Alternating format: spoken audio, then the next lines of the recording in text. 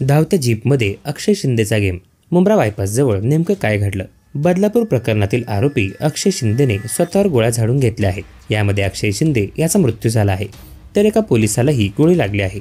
तळोजा कारागृहातून रिमांडसाठी नेत असताना पोलिसांच्या जीपमध्ये ही घटना घडली.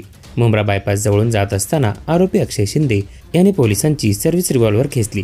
एपीआय निलेश मोरे यांच्याकडे असलेली रिव्हॉल्वर अक्षयने खेचली आणि निलेश मोरे यांच्यावर 3 गोळ्या फायर केल्या. यातील एक गोळी निलेश मोरे यांच्या पायात गेली, तर 2 गोळ्यांचा अंदाज चुकला. अक्षय शिंदेने गोळीबार केल्यानंतर त्या परिस्थितीमध्येही निलेश मोरे यांनी अक्षयवर हल्ला केला. संध्याकाळी 6:15 वाजण्याच्या सुमारास ही घटना घडली आहे. पोलिसांच्या जीपमध्ये असलेले दुसरे अधिकारी पोलीस निरीक्षक संजय शिंदे यांनी संरक्षणासाठी गोळीबार केला.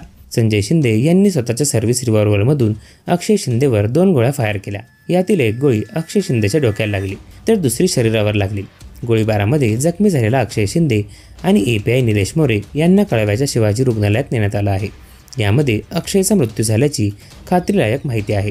पोलिसांनी मात्र अद्याप दुजरा दिला नाही. अक्षयने गोळीबार केला तेव्हा गाडीमध्ये त्याच्यासोबत पोलीस पथकातले 4 जण होते, ज्यात 2 अधिकारी आणि 2 अंमलदार होते.